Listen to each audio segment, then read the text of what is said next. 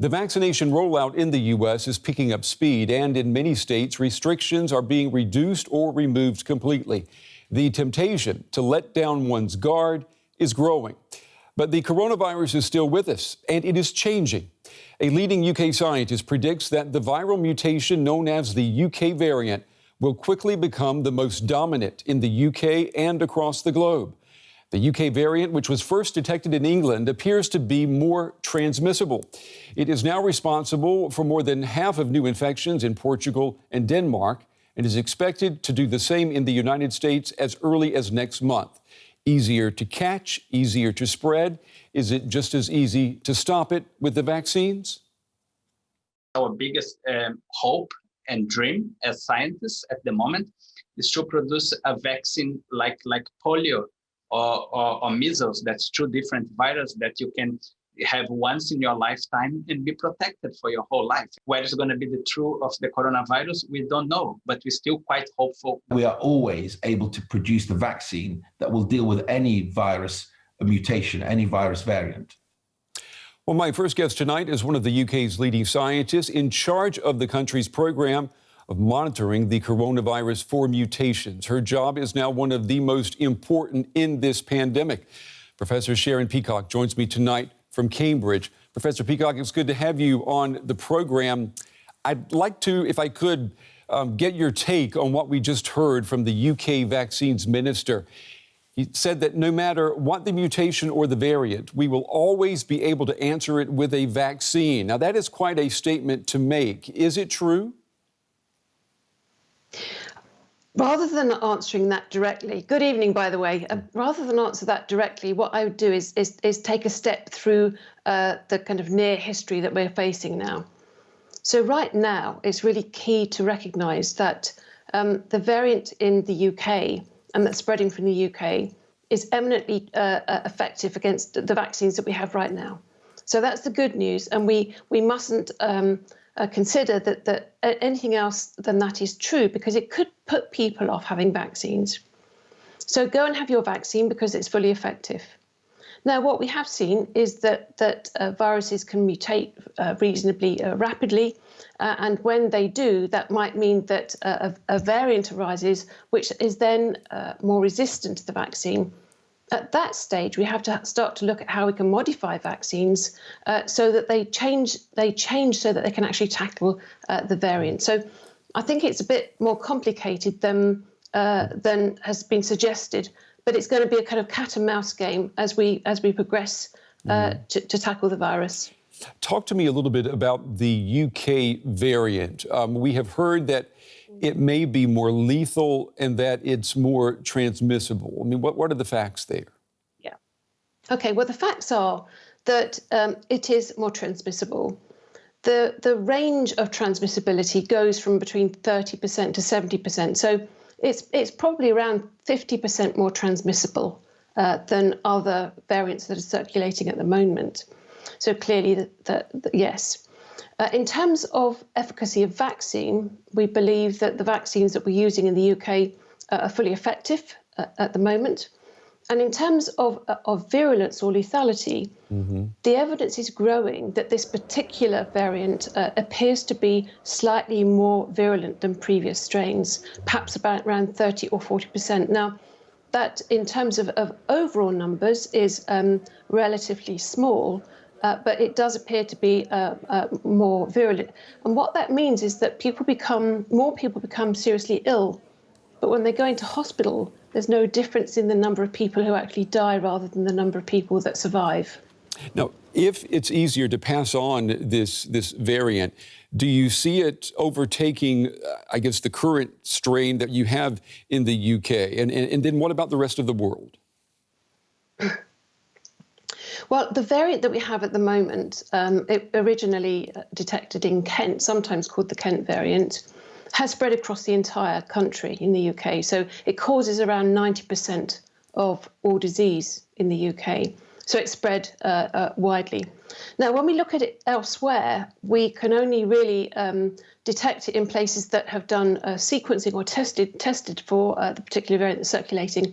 And it has spread to 82 other countries.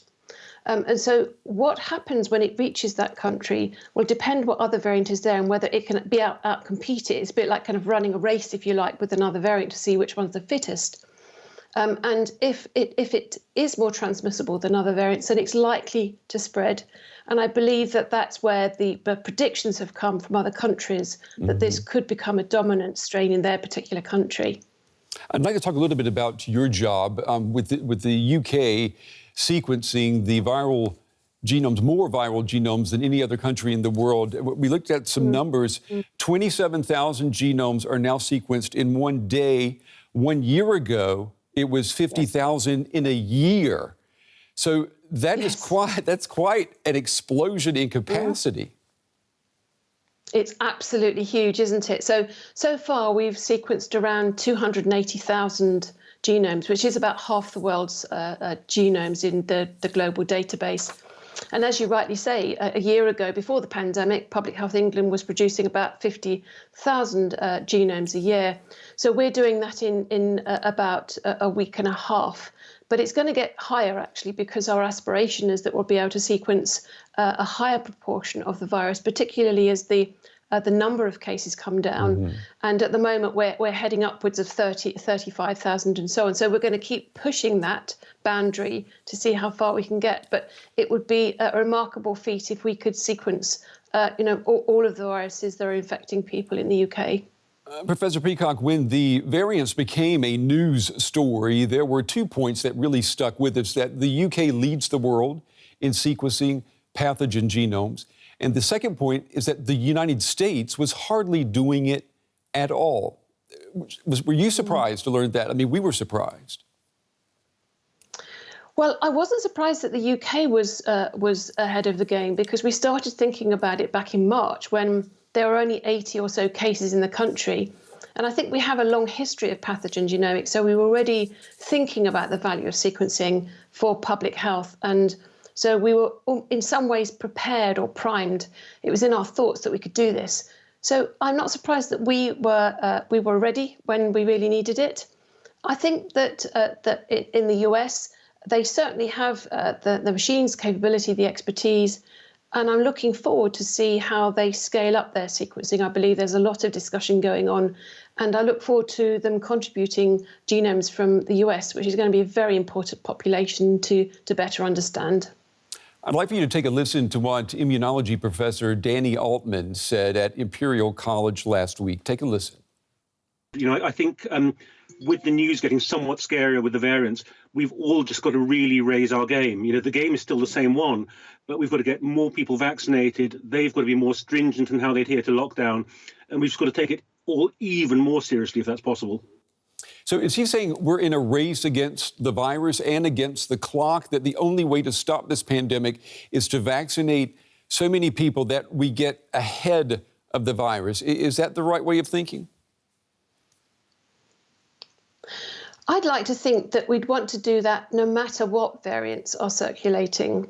And so I would want to vaccinate as many people as possible, drive down the number of cases through a combination of vaccination and the usual hands, face and space, and following the rules. So it's incumbent on us to do that whatever variant is circulating. As variants arise that could reduce the efficacy of vaccination, then that's going to become more challenging. But I do believe that vaccine developers will overcome that and are already looking at vaccines that will overcome that. But clearly, the sooner that you can get on top of this particular virus, the better. Yeah, we know the UK, the United States, along with Israel, lead the world in vaccinations in this pandemic. The European Union is under lots of pressure for the slow rollout. How worried should we be here in the EU? Well, this is a global pandemic, and people say no one's safe until everyone's safe. I would be particularly concerned that there's equitable vaccine rollout across the world and not just EU. And so everybody needs to vaccinate their populations as soon as possible. Ultimately, the EU will be able to roll out vaccines because there is the capability to fund that. But what concerns me more is that there are some countries that are behind the curve in their vaccine program, for other reasons. And so I'm keen that those countries get a clear support as necessary. And before we wrap up, Professor Peacock, let me ask you if you could look into your crystal ball, when do you see this pandemic ending, and do you see it ending this year? I think it would be difficult to say that it will end on a particular date. That's a really tough question that you've asked me there. And I don't see that there's going to be a difference between one day and the next. It's going to be a gradual process of getting the pandemic under control. It could be that we have bad winters and better summers like we do with flu. So I think over time we're going to be continuing to see the virus causing some issues in the human population. But I think it's going to be a gradual reduction and getting it under control as we grow to live with the virus as we would influenza, rather than a day at which everything changes. Professor Sharon Peacock with the University of Cambridge. Professor Peacock, we appreciate your time and your insights and all that you do to help all of us. Thank you. Thank you very much. Well, of course, all the hopes being pinned on vaccines depend on getting enough people immunized to reach herd immunity. But what if people refuse to be vaccinated? That is a question people are posing in Belgium. Public health officials there say they are noticing that in the French-speaking part of the country, resistance to the vaccine is higher, even among healthcare workers who are threatened with an infection every day. This is a moment to remember. A colleague photographs care home worker Cristina Rodriguez as she receives her second dose of the BioNTech Pfizer vaccine. I really hope to encourage my colleagues, but also my family, even the country, to come and get vaccinated. As vaccination drives in nursing homes like this one in the French-speaking part of Belgium draw to a close, many staff are still opting out. Almost half of all care workers in private institutions alone in the region are hesitating. Even the director of this home is among them. What are the side effects, let's say in 20 years? Nobody knows today. So it's a bit like buying a car. You feel like you could be safe, but I want to see the crash test results. So personally, I am a bit skeptical. But for the older people, clearly, it's a good thing. This caregiver is also unsure. He prefers to wait because he's heard some rumors. I heard there are some products in it that can be used to, people can be observed from distance because of those products in them, like espionage kind of stuff, you know. And this is just the tip of the iceberg. False claims that the vaccine causes infertility or even death are spreading like wildfire across social media. The French-speaking part of Belgium appears particularly receptive to these ideas. The head of Nursing Home Federation, Fermabel, thinks making vaccinations mandatory may be the only option. So far, training sessions or online campaigns have failed to convince staff. I did not understand. I do not understand. It was so hard for them. They saw a lot of elderly people who died. They saw the loss of life. And it's unbelievable how those people do not understand that they can protect themselves. It's a big question. Experts say part of the answer is that the anti-vaccine movement can spread fear faster than mainstream media can spread information. So all these beliefs will make you hesitant or make you even reluctant to take the vaccine, but it doesn't mean you endorse a conspiracy theory. And so when you stigmatize people like that by saying, oh, you are an anti-vaccine, it actually will have the negative effect of ostracizing them and putting them in the hands of these movements. Vas-y, dis un peu mou mou mou. Mou mou mou. Voilà, tchac.